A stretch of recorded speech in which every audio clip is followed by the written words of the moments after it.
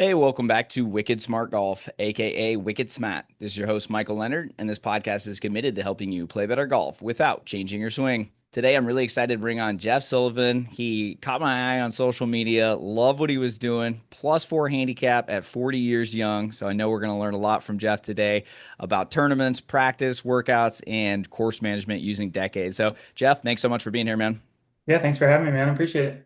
Definitely. It's always fun to, kind of connect with people on social media and just meet fellow golf sickos like yourself and understand that people love the game and you don't have to be 20 years old to be, breaking par into doing great stuff. And obviously very diverse audience on here, age-wise and skill-wise. So I just felt like bringing you on could really help people with their routines, their habits, because that's really one of the most important things to me is what are the things you're doing off the course that's going to help you on the course and what are you practicing like? And all that kind of will lead to playing your best under pressure. And if you get into tournaments, obviously, we'll kind of get into that too. But before going down, all the stuff you're doing now and talking about the success you've had in some of your big tournaments, how did this all start for you?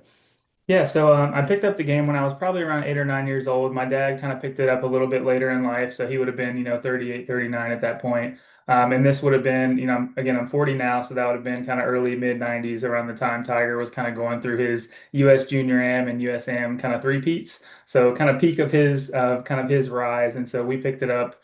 He was actually left-handed, so anytime we'd be at the range, it would be kind of like looking at a mirror, and I would just try to copy what he was doing.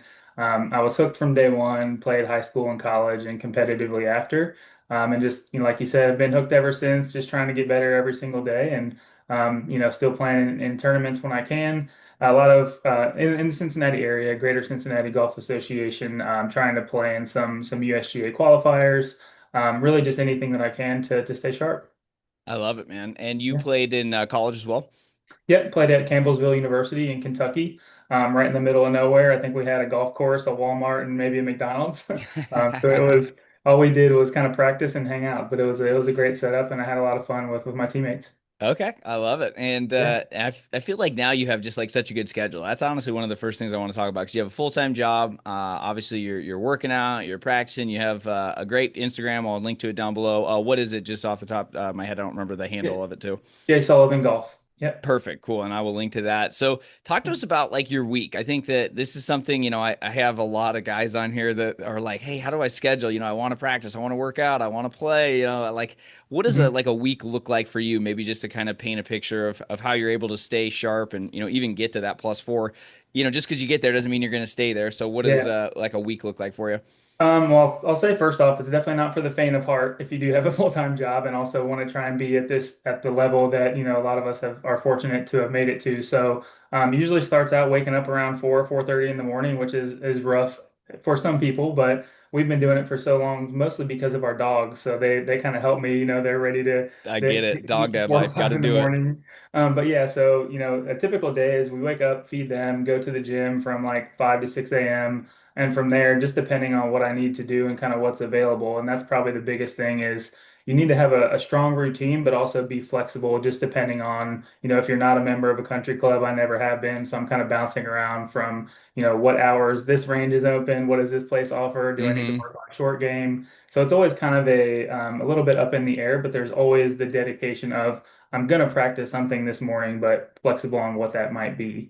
Mm-hmm. So for example, if I wake up one morning and go to the gym and it's raining, like I probably don't want to go stand on the putting green for an hour. So I'll try to find something that's, a covered range, whatever the case might be. But usually try to do like an hour and a half of some sort of practice after the gym. And then it's back home, walk the dogs, start the work day. And then depending on what we have after work, I'm fortunate enough to have a small putting green in my basement. So on those days where it might have been raining, I can come home and do some of that. And then a lot of time that I'm trying to spend now off the course is really thinking about mental strategy. Listening to Alex and Scott on some of your previous episodes, there's really huge value in just thinking about the game off the course versus trying to figure it out on the course because, we all know how emotional that can be and how our decision making can get clouded when we're standing over a shot versus, sitting at your desk looking at a golf course thinking about how you should play it. So, it's really, again, I try to have a very disciplined routine, but be flexible within that routine. I like it. It sounds like planning ahead is that how do you like kind of map out your week on Sunday or what does that look like? I'll map out definitely like gym days because I want to make sure that I'm basically trying to prepare myself sort of like I'm a PGA Tour player. Of course, I'm not, but if I know I have a tournament on Saturday and Sunday, I'm not going to go, blast my legs in the gym on Friday. That doesn't make sense to do. So I'd say the gym is probably the most structured when it comes to what I'm doing. Am I going heavy on a certain day?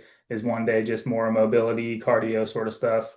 But Hmm. outside of that, I try to just pay attention to like looking at my decade stats, what I'm just kind of feeling in my swing, and kind of what I need to work on. I'll definitely kind of plan and prepare when I'm going to be at the golf course, which days, but flexible on what I'm going to work on those days.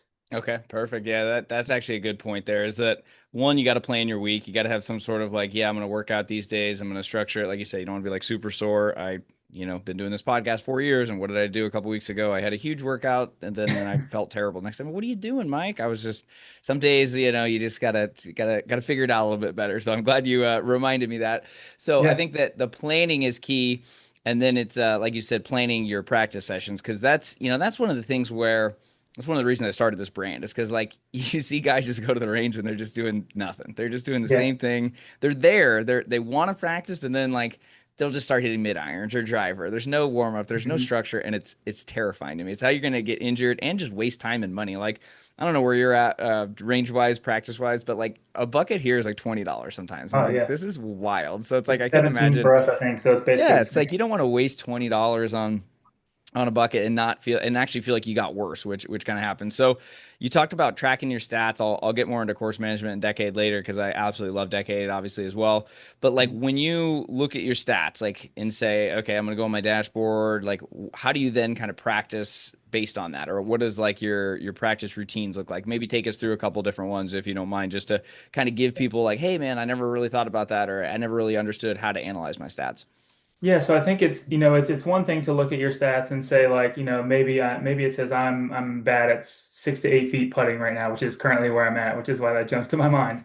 But what you have to think about is like, is that truly where you're underperforming, or is it a result of not hitting it closer from 25 to 50 yards? So it's kind of getting that whole picture and Hmm. trying to analyze what does that actually mean. And so for me, that's actually the case right now. Looking at my stats, my proximity is actually worse from 25 to 75 than it is from like 75 all the way up to 150. Granted, Interesting. that's Okay. only on a sample size from 5 rounds right now, but it's still kind of eye-opening to know that I'm just not very good from, again, based on we're talking about kind of PGA Tour averages is my kind of baseline comparison. So in the grand scheme of things, it's not bad, but I still need to improve. And so from there, when I go to the range, my kind of non-negotiables are I have a kind of a band that I use to stretch and warm up with, regardless of if I'm hitting it 50 yards or trying to rip driver as hard as I can. Just because, like you said, I want to get loose. I want to make sure I'm not hurting myself, especially at 40. I didn't have to do that at 20. And then I have a speed training tool that I also warm up with, regardless of if I'm actually going to do speed training. It's Okay. kind of a nice ball and chain sort of thing that I definitely get made fun of sometimes when I'm at the course, but that's okay. The people that are making fun of you aren't as good as you. Yeah, and they tend to get a little bit more quiet once the first few holes go by and see the 100%. response. But yeah, anyways, I always do that, and you probably see from my post, I always have sticks down. I'm just constantly trying to line up better because it's something that almost nobody does correctly 100% of the time. And so those are things that I'm always doing. And then from there, what I'm going to be working on coming up Do is you kind go of into it and say like, "Hey, I'm going to spend 30 minutes here, an hour here." Did you have that even mapped out, or like, how do some players are like divide their balls by thirds and say, "Hey, it's first third technical, second third, maybe yeah. more skills, and third one more competitive." You do anything like that? I don't break it down by ball, but one thing I do, a couple other kind of non-negotiables for me is I never dump the balls on the grass. I always keep them in the bucket. Mm, And the reason I do that is because I always want to go through my routine as much as I can before I hit a ball. I don't want to just like rake, hit, rake, hit. I mm, think that's just a love it. bad idea to get into. And so I'll kind of like scoop it out. I might bounce it into the right spot, but I'm always walking behind, checking my alignment. And once I feel like that's in check, then I'll kind of move up through the bag if that's the goal for the day. Sometimes I might go hit 100 wedges and not touch another club. It just Hmm. depends on what the focus for that day is. Let's say you do that wedges only kind of practice Yeah. because you said that was an area to improve in the stats. What does that look like? Yeah, so I think right now what I'm working on is, if I can get into kind of a TrackMan sort of facility, that's a lot easier to, see exact numbers on, if I take it back to sort using kind of like the clock system, 8, 9, Hmm. 10 o'clock, how far is that going? Playing around with different tempos and speeds. But when you're on the range, you kind of have to just laser whatever target is out there and give it your best shot. But it's really right now, I'm trying to dial in some different length swings, keeping the tempo essentially the same, Hmm. but length is obviously easier to control than speed, at least in my opinion. So I'm trying to work 100%. on those different distances, and then with that, make that same swing, open the face a little bit. How far does that go? So just trying to build sort of a matrix that I've never really had. I've always been kind of a field player with wedges, but have lost that a little bit over the years as I did a bunch of speed training for about 18 months that worked. And so now my game is a little bit different than it used to be. So I'm kind of adapting to that, which is a great Hmm. problem to have, but still problematic in some ways. Yeah, no, that's cool. I can't wait to talk about speed training too, because I'm gonna really go hard here in the off season on that myself, after getting humbled lately by some Yeah. 18, 19-year-olds. Yeah. So we talked about wedges, talked about some non-negotiables. I think if players automatically just did that, they'd probably already improve. What is Mhm. like a irons and driver? Do you do anything specific? Do you have any drills you like to do? Like, what does those range sessions look like? Not really. So as far as drills, I think again it's mostly just alignment. I think for me the big problem I have my kind of my whole career is being flippy. So I'm always trying to get my path to be a little bit more out to in. And so most of the time I'm just working on simple takeaway stuff because the golf swing is so short that it's in my opinion really hard to manipulate. Like, is my wrist here at the top? Is it Hmm. here? Like it's kind of probably going to come back to the same area down at the bottom. But if I can start it back on kind of the right plane and the right face angle, good things are probably going to happen in the rest of the swing. I like it. Yeah, and you said your routine too. So do you do your full routine, or are you just talking about kind of going behind and then like the walking in, or sometimes you do your full just to Um, like break it up? Yeah, as I get closer to tournaments, I'll definitely do full routine. But when I'm just at kind of a normal range session, I'll definitely walk behind and just make sure I'm kind of like walking into it. Hmm. But full routine is kind of like, I always picture like Jason Day with kind of the club in front of him, one eye, making sure that you're aligned. Then you walk in and kind of just make sure the big thing for me, and I think probably 90% of amateurs, is that we set our club down, but then you kind of shuffle and like aim a little bit farther right for right-handed players. And so I'm really trying to feel like my feet are like 60, 70 yards left when in reality they're probably, Same. yeah. So I think I mean, honestly, that's so much of my practice. And I think that's why, my goal with social media was never to like gain a bunch of followers and get a bunch of attention. I just go post what I post because it's what I do and I think it can help people. And so it's probably boring to watch in a lot of ways, but that's to me, that's what good golf requires is just a whole bunch of boring repetition of the same things over and over to really dial them in. I love it, man. That's one of my most viral image posts on Instagram every month that I reposted is 7 boring golf tips or how to play boring Yeah. golf. And because it's like people are like you said, they always are looking for the flashy new thing, or and don't get me wrong, I like training aids and stuff like that. But yeah, Yeah, for everybody's sure. looking for the overnight thing that's gonna like cure everything, and that's why I started the whole brand because I was like, God, everybody's on YouTube just trying to figure out how Oh to my, shallow the club, and I'm like, oh my it's God. just I've If I never hear that shallowed the word one club, and more I'm a time. plus handicap, right? Like Yeah. it's not that big of a deal. So Yeah. it's cool that you have just talked about the fundamentals. Like I can't stress them enough here. So I love bringing people like you on that are living the values. You're doing the Yeah. same thing. If someone watched you, but if someone watched you though, they would instantly be like, "Man, I need to slow down. Wow, I need to look at my alignment." Because that's Yeah. everybody's always watching, and that's Mhm. why I said you can't worry about the opinion of others. You like your training aid, whatever it is, and Yeah. people might give you a shit about it. Well, you know what, Yeah. you're a plus four, so it doesn't really Exactly. matter. But I'm just glad you're talking about fundamentals, just the repeatable, easy things, and not once did you talk about like all the swing changes you're trying to make. It sounds like you're No. just you know your swing at this point. You probably have a few fixes, like you said, alignment, takeaway. You kind of have your two things, and then you just try to kind of bounce back from there. It sounds like. Yeah, for sure. Like, alignment setup. So for me, I think along with and because of the bad alignment, my face tended to get shut a little bit just because I have to get it back online somehow. Hmm. So aligning correctly and opening the face just a little bit for me is what allows me to just kind of fully release it. And I know that I'm probably not going to hit it left. Of course, sometimes that's going to happen, but that's kind of my good feels when I know I'm playing well and hitting it well when all those things are happening. That's actually interesting to talk about feels too, because I just wrapped up my 11-day golf bender, and I was like talking with my high school coach, came out and watched me a couple of days, and he's like, "Man, I just love playing with you because in between shots we talk. Like you're not, trying to be super technical." He's like, "What are you like working on?" And I was like, I don't have like a bunch of stuff Yeah. I'm trying to work on. Like it's just unless it's like something's really, really wrong. So do you have any like swing thoughts or setup thoughts you go to? I know you kind of mentioned the feet, but is there anything else, or do you just really try to keep it as like routine, target, minimal as possible Yeah. with that? The two big things for me is I really try to stay tall on my backswing because I had a bad tendency as kind of a previously like smaller athlete growing up is I would really try to like go down and like jump to gain distance. But Mm-hmm. now that I've been able to add some muscle and strength, I just don't need to do that anymore. So I try to really stay tall because it just makes low point more predictable, low point Mm-hmm. control. And then from there, I'm So really you were just you were dipping down. yeah, and so when you do that, obviously there's two Same. options. You can come up and Yep. jump and get lucky and hit it straight, Yep. or you jump too much and thin it, or you dump the club and Yep. duff it half the distance you're trying to hit it. I've hit like half my shots thin in my life, and they're better than fat. But yeah, Yeah, it's definitely it's frustrating sometimes, and yeah, that's actually a good perspective, and hopefully people can again just remember that it's not always about technical swing changes. So let's talk no, about speed training a little bit too, because you mentioned yeah, distance at our advanced stage here. Trying to compete with these young kids, we got to hit it a long ways. Where are you at now? Like, would you say for club head speed and like average distance, and then kind of we'll go into speed training. yeah, it's a little bit blurry. I would say club head speed is probably like in the high teens, which Nice. isn't like super fast compared to the longest people in the world, but for I mean, I somebody think who the PJ Tour on average that was like 115, 116. So you're yeah. pretty much right there. There was a point where I got it up to like 123, 124, but that was with a very light driver head and something I Mm, really like. So with my irons that you can see and my driver, they're all very heavy. So I think my iron swing rate right now is like D8.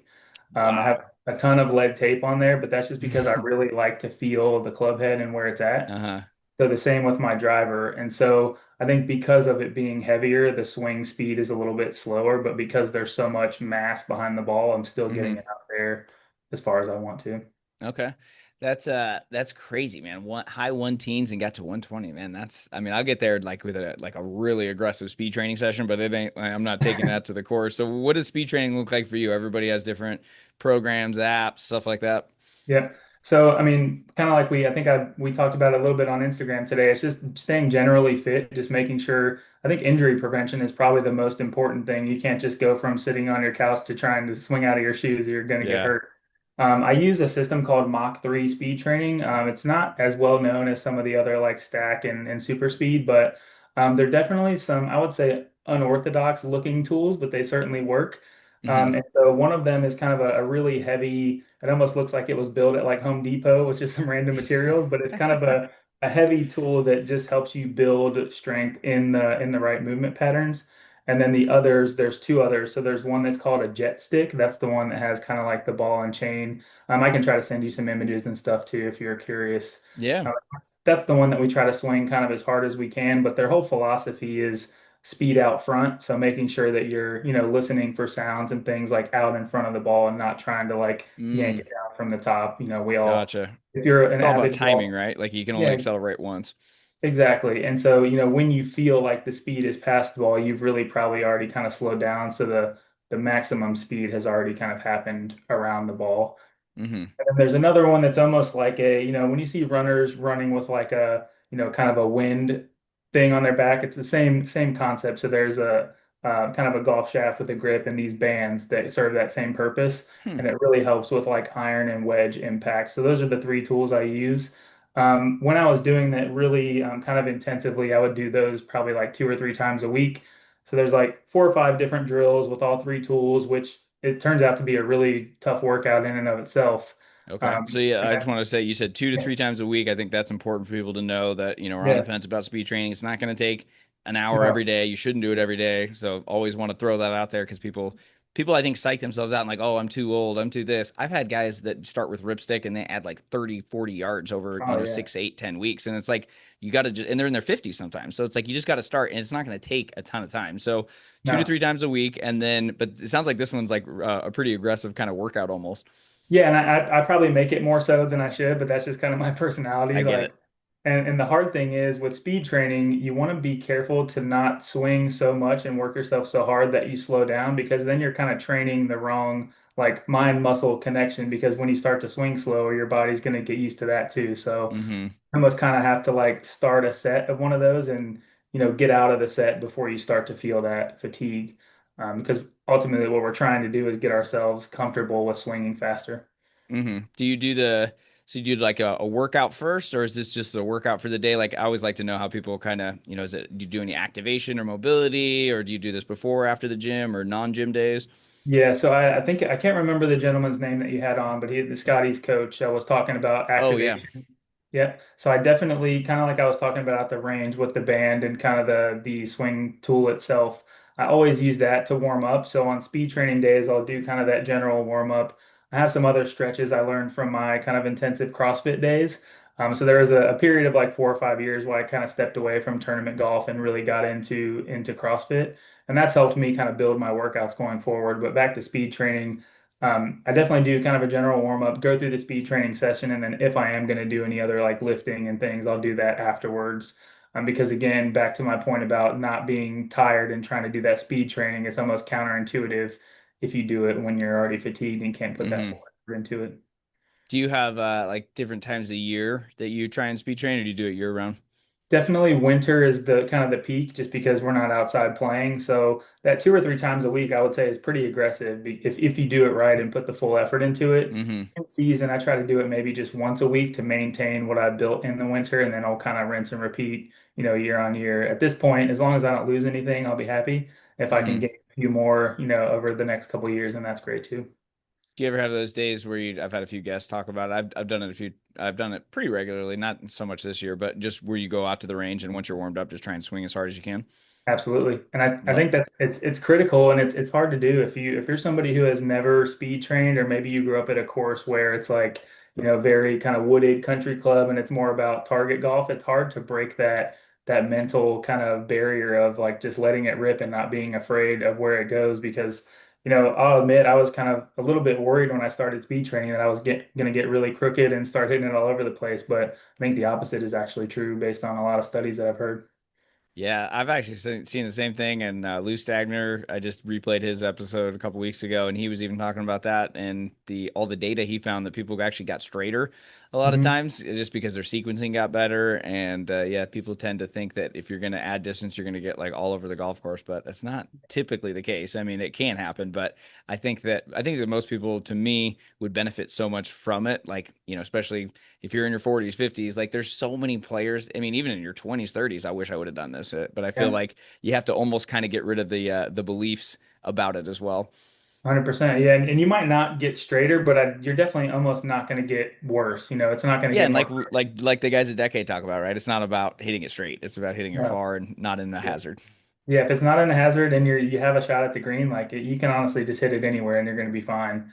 And I was fortunate, and I mean, I say fortunate, but I put in a lot of work to get there. But it was funny when I moved back to Cincinnati and started playing with guys who remember what I kind of refer to as my old game. They're like, "What? Hmm. Like, what did you do?" Like, and I'm like, I mean, it's probably a good like 30 yards farther that I'm hitting it compared to what I used to. So it's a big change. It's nice to have. That's why you gotta have that wedge matrix dialed in, right? Exactly right. I Yeah. love it. I got the last part of practice just before moving on is you talked about you have a cool putting green in your basement. Yeah. Did you build that? I've never seen that one. I did. I'm definitely not a carpenter by any means, but I was Oh like, man, you're my hero. Did I if you sent me to Home Depot with all the money to do this, I don't think it's gonna turn out very well. well, so the company is actually called Camry Golf Greens, like the Camry the car. And they have a plan. I wouldn't have been able to do this without them. So they actually have it like written out step by step. If I Okay. was just like left to my own devices, it would have been a disaster. Okay, this But is interesting. I bought the turf from them. They had the plan. They sell the cups. So I was like, let's just do it because I actually had a little bit of a shoulder injury this past winter. It was nothing major, no surgery. I just couldn't swing for a while. I was like, I'll just build this and I'll just start putting down here. It's 15 feet long, 4 feet wide, so I can definitely do a lot of different things on it. Hmm. Kind of shove some shimmies under one side to create some break, and it's definitely helped out a lot.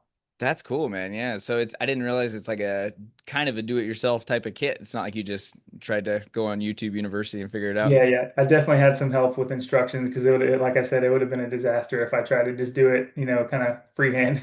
Right. No, I was gonna say I'm the least handy human in the world, so I understand, and I hope people are also just understanding. Like you're at this, man. You're at the range. Yeah, You're working on wedge matrix. You got an at-home stuff. You're working out. Like you're doing all the stuff, And I hope people are inspired by it because you everybody has a job, everybody has a business, everybody has family. It's like you have free time, but what are you yeah, doing with it, And don't get me wrong, I exactly. love a good Netflix binge, but I mean at the same Hmm. time, it's like if you really want to get good at golf, you really want to get to that scratch or plus handicap or playing tournaments, you got to find the time for it. And it seems like you, like we talked about earlier, have a good schedule for it, and you have all the right stuff kind of set up. You know which courses are open this time. You know what you can do stuff at home. I just think that Yeah. hopefully people are kind of understanding you can do a lot even if you're not at a country club or have a full-time job and Uh, everything like that.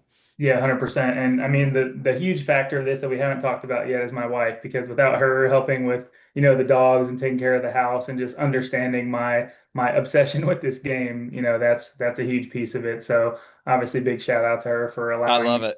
to be a nut job about all this. Yeah, like I always tell my girlfriend, I'm like, there's a lot worse things we could be addicted to, right? And this is definitely a healthy habit. And if it ends up you working out more and doing all this stuff, and I think guys to need some sort of purpose, and tournament golf to me is a great outlet. That's what I talk about. And the third one is like, I don't care if you're a 15 handicap at 50 years old, you could still play in tournaments. You just got to find the right Yeah. ones and the right flights and stuff. But it gives you something to kind of practice towards and gives you I think that desire to just be like, I'm not going to go get drunk and just play golf. Like, no, nothing wrong with that. But, if you're doing that all the time, it's probably not the best habit. Yeah, and again, like golf is a sport where, even the best in the world, you're not going to win, you're pretty much almost never going to win. Like you're going to win maybe 25% of the time if you're a Tiger If and you're Scott. Tiger, yeah. Yeah, yeah. And again, like it's the enjoyment for me, and I made a couple posts about this recently, like before the mid-am, like the morning of. It's just like you walk to the course, you walk up on that first tee, and just like being in that atmosphere is what I love so much. Like as long as I feel like I have some sort of chance to compete, like that's what keeps me going. If you win or lose a week, a month, a year later, people don't care and they're not going to remember. But it's just that feeling of being able to compete, under the gun. Can you pull the shot off? Are you going to make the putt? And just handling it the right way is probably the thing I've learned the most, because I was one of the worst head cases you could ever run into in high school and shortly after. But luckily, I've been able to turn that around. It sounds like we had a lot in common there. Yeah, yeah, Talk to us about some tournaments, man. You had what's the tournament you've won 9 times? I almost said eight, 9 times. yeah, yeah. So it's our Fairfield City Championship. We call it a city championship, but it's really kind of like a sort of a club championship for a public course. So I've been playing in it since 2003 when I graduated, or right before I graduated high school. I think I've only missed three tournaments since then. So I've played in it for the past basically 20 years straight. And it's just one of the ones that's always been special to me, because it's where a lot of people I looked up to in high school and shortly after, like they were the ones winning, and that's kind of what I aspired to be. Like, man, I can't believe this guy's won this two or three times. And looking back, like I'm hoping that I'm like inspiring some of the younger kids to be that same person that they look up to. And it's really the first thing that I won that I felt like really meant something to me. So it's always just had a special place. And then on top of that, it used to just be like a big kind of like community event where people would hang out after the Saturday round. There'd be a big cookout, those types of things. So it's just always been a really cool event that's kind of holds a special place for me. I love it. That's so similar to that tournament I was telling you about before we hit record that I just got back from. It's just fun to kind of have the ones you get to have every year. Like our Arizona Yeah. golf schedule changes courses and tournaments like every year. But when I go home to Oregon, I know it's going to be the same weekend every year. It's like always Yeah. just kind of a fun time, and it gives you something to look forward to. Circle on the calendar. So talk about tournament golf though. I mean, there's a lot of players that haven't got into Wicked Smart Golf 3 yet, haven't maybe entered their club championship, their tournaments. What are, kind of your take? You painted a really good picture of just having the opportunity. But, what's your kind of take on tournament golf, and why should players even give it a shot? Yeah, I mean, I think it's, casual golf with your friends is great and it's a lot of fun, especially for those guys who like to go out and play like sort of Ryder Cup buddies trips and those types of things. But it's, if you really care about being better at the game, there's no better test than tournament golf and just being out there again under the gun. It's a much different beast when you have to putt every 2 and 3 footer versus your buddies. And like, oh, that's good. Those start to feel like 4, 5, 6 footers. And when you have to turn a scorecard in, it's all official. there's just different feels, like obviously mentally, but it can change people physically as well. Like your hands get a little shaky, your legs might get a little bit weak in some certain situations. And it's just a really cool test to go through that. So I played a lot of team sports growing up, and you get those same sort of feelings. And it's just great to be able to keep doing that until I'm, hopefully 70, 80 years old. I love it. Yeah, there's a super senior flight in the tournament I was just in, and I think the oldest guy in there was 83, still out there just That's so grinding. cool. I loved it. So, Yeah. what There's are a guy that some I play with around here who I think he's 77. I think he shot his age like 50 times this year already. That's amazing, man. Yeah. That is so cool. That when I was a member at Mesa Country Club, there was this guy. He was 95 and he would still work out. He'd hit range. He'd work out every day at the little gym there, and he would hit range twice a week. And I'm like, this guy is just my Yeah. hero. Like I hope every I day. make it to that point. What Yeah. are some first time tournament tips? Let's say someone's getting into tournaments or first club championship. Maybe they're getting into a state event. I always say you kind of got to build up to the bigger ones, but let's say you're getting into one of those lower tier. Hey, I Yeah. have to sign my scorecard. What would you kind of advise amateurs that are getting started? Yeah, I mean, number one, I think you have to, I mean, assuming you know the course, I think you just have to try as much as you can to treat it like any normal round, knowing that it's not. But at the same time, kind of like you and I talked about, I can't remember if it was before we started recording or not. You kind of have to just embrace it. Like, I know this is going to be hard. I know it's going to be uncomfortable, but let's go see what I can do. And you can't worry too much about like, what's the result going to be? Am I going to win or not? Especially if it's one of your first ones, just go see what it's about. And I think it'll, even if it doesn't go the way that you want, as long as you kind of handle yourself well on the course, it's going to make you want to come back. It'll show you exactly what you need to work on and get better.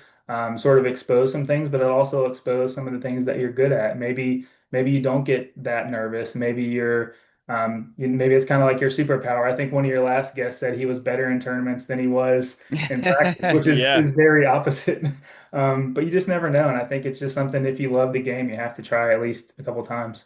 So when you talk about tournaments and like you said, there is kind of the aspect of like having the right attitude. You're going out there and you're appreciating it, kind of owning the moment. You talked a little bit too about like doing a little bit more routine work, a little less technical stuff before the event. Yeah, You said you were a head case, and now it doesn't yeah, sound like you are because you've obviously won some great tournaments, and I think you were right there with the USGA Mid Am. So, yeah. what are maybe a couple of mental things that have helped you out? Yeah, so I think, a big part of it is just preparation. So I think where people can get in trouble, and myself included in the past, was you show up to the course, like maybe you've looked at it like on a GPS app or something, but haven't really put much thought into like how you're going to play each shot or each hole. So going into that mid-am qualifier, I knew exactly what I wanted to hit off of every tee box. And with that said, I think there still needs to be a little bit of flexibility for, Hmm. if wind changes, if there's weather. If I hit driver my first couple times and it goes 60 yards offline, like I might table that for the rest of the day. But I think you have to go into it with a plan, because that just settles your nerves. Like, get to the tee box, like, hey caddy, this is the club I want. Like, no indecision.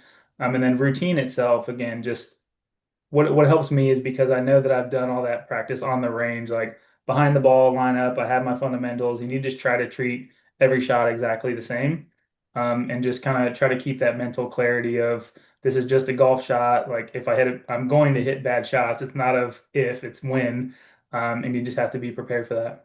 I like it. Yeah, the routine is so huge. I mean, I talk about it. I'm probably on my tombstone, to be honest with you, at this point. But I Yeah. really do like. I just want everyone to lean on that because it's so easy to worry about results when you're out there. And I feel like if you can just focus on your process, it can definitely make things easier. Mhm. Any other pressure, if you're coming down the stretch or if you know you're close, anything else you like to think about, or you focus on breathing, or anything else you might have learned over the years? It's funny you said breathing. That's actually what I was going to bring up. I wasn't always good at that, but I found myself just kind of instinctively. It wasn't really a conscious thing that I had wanted to put into place, but there was an event. I had a kind of a bad first round, so I was sort of out of contention, but I wanted to, go do the right thing and put my best effort in and try to have a good second round. So I found myself just taking a lot of really deep breaths, kind of after I would line myself up, but before I walked into the ball, just to try and, settle the nerves, make sure your breathing is calmed down, and really try and get tension out of your arms and hands. That's usually where it kind of manifests for me. I start to grip the club a little bit more and get a little bit guidey when I'm nervous, and that a lot of bad stuff can happen when that's going on. Yeah, I think breathing is an underutilized tool in golf and in life. And yeah, Yeah. one you just have to be aware of it, right? It's like Yeah. most people don't even have any awareness of it. And I've had a few breathing experts on the show, and you realize how shallow you breathe or how it might be chest breathing versus diaphragm. And if you can just become aware of it and start to master that, I think that can help a ton. Yeah, absolutely. Yeah. You also talked a little bit about kind of preparing for the course, and I want to get into kind of decade. I know you're decade golf certified. Obviously, I'm just a huge proponent of decade. So, talk to us about, I think you said you started 2018, which is wow, it's been 7 years now, kind of living the values over there. But Yep. what has decade done for you? Yeah, again, I think it's just remove a lot of indecision. We were talking a little bit earlier about like what did we do before decade? Like how did we pick targets? Maybe we didn't. You're just kind of like, I feel like in the past what I did a lot is like I want to hit it in this area or this side of the fairway, but there was never really truly like a tree limb or something that I was aiming at. And then even further than that, like if I miss this 35 yards offline on either side, like what is over there? So it just gives you a very disciplined and structured way to pick targets so that it removes a lot of that indecision and uncertainty. So, you get up to a tee shot, you have kind of your decision tree that you go through, approach shots, we have our baselines and modifiers, and there's really no way to kind of get that wrong if you just go through the steps. Yeah, do you find that a lot of players, maybe you even still have it sometimes too, of like sticking to the discipline? Maybe you're, not playing as good as you like. Do you ever find yourself wanting to aim a little bit more closer to the flag, or do you feel like that's something now where it's just been so processed in your mind that hey, I might pull it or push it towards the flag even though I'm not aiming at it directly? Yeah, so I think the subconscious part is where it gets people, especially me, and Scott and Alex have talked about this a lot as well. So it's like you have your baseline, you've gone through your modifiers, you know what club you're going to hit, but then when you're standing over it, you're looking like it'd be okay if I just push it towards this flag a little bit or pull it over here. And it's like, with better players, it is harder to control that because we know, or at least we feel like we have the capability to do that, when the reality is probably we don't. But yeah, I think that's where it is, and it's really hard. Like one of the things that stuck with me from a coach I had when I was younger is he told me that, or he asked me the question like, how long do you think you're actually swinging a club in a round of golf? And I think the answer was like 4 minutes or something like that. So it's what are you doing with the other 4.5 hours where you're not swinging to make that successful? And that's something I've tried to hang on, and Decade just makes it easier to control all that time in between. Yeah, that's a good point. It is funny how little like I was playing 5.5 hour rounds, and I'm like we hit, like you said, 10 minutes total of that Yeah, time. It's like yeah, walking and waiting and doing all that. So it just, for me, decade, like you said, just simplifies the game, and and then you can measure it too afterwards. Like, hey, I didn't, yeah. stick to I didn't pick a target on this hole, or I picked, I was too aggressive, and it just kind of gives you a lot more, I think, to kind of measure. Do you track all your stats then in decade after every round? I do, yeah. So 2018, I got up to probably like 30 or 40 rounds. So I had a really good kind of subset and data set for that. And I hadn't been an active user until recently. So when I got my certification, I started tracking myself, obviously, because I want to be able to tell stories to players that I'm going to work with about my own experience. And so yeah, I mean it's really invaluable what you can get from those stats. It does take a little bit of skill to analyze those and figure out like just because it says you're bad at putting from a certain distance doesn't necessarily mean that's the problem. So those types of things, among others, is what I'm hoping I can help some people with as I learn a little bit more myself. I love it. Yeah, it's very true. You got to have enough data in the set too, and then sometimes, Yeah, I think the stats. I don't want to say the stats can lie, but sometimes you know instinctively, like, oh God, I really got to work on this area of my game, and yeah. sometimes we can avoid it. But it sounds like you have a good understanding of logging enough, and then like you said, reviewing them. The problem is I have a lot of mental golf coaching students, and they'll log their stats and they never look at them, and Yeah, so and it's like, it is to be completely honest and fair, like anybody who's thinking about using Decade, it does like just like being good at ball striking. It takes a lot of dedication and discipline to log those stats. Like in mhm. order to get the output that you want, it's good data in, good data out, the same philosophy. So you have to be willing to track all of that, but it's certainly more than worth what you get out of it when you put that time in. Love it. I love it. What's your favorite lesson you've learned from Decade? Would you say that you still use for every round? Could be tee shots, approach Good shots, anything. question. I really think it's approach shots. I've always been a really relatively good driver of the ball. I think I have to be a little bit more conscious of where I'm aiming off the tee because I have gotten a little bit longer, so more things are coming into play, which is a great problem to have. But again, with approach shots, I've definitely tended to be a little bit more on the aggressive side, mostly because I typically play shorter courses where I play just around my hometown. And so that just tends to leave you more wedges, and you're like, oh, it's not gonna, it's be fine. I'll just aim right at this flag. But Hmm. it really is surprising how close you still hit so many shots, even when you're not aiming at the flag. And Scott and Alex have so many examples that they've talked about with that. Hopefully, I'll have some of my own to talk about as well.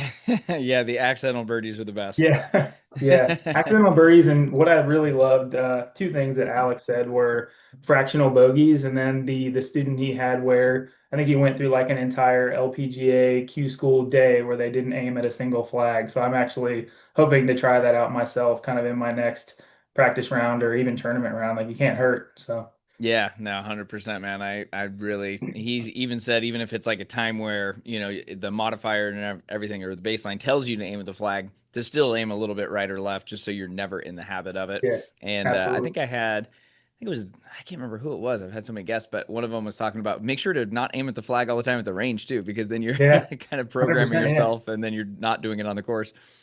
Yeah, exactly. And again, that's, another thing they preach is, and what I try to do is I'm not trying to change shot shape ever unless I'm like forced to from a recovery situation, or Hmm. maybe there's a overhanging limb off of a tee box or something along those lines. But even then, in most cases, you can just aim farther the other direction and avoid it without changing the shape. I love it. It sounds super boring. And for people that grew up in the Tiger era like us, hearing him talk about the 9 box drill, and it just doesn't work for people who don't have Yeah. 8 hours a day to practice.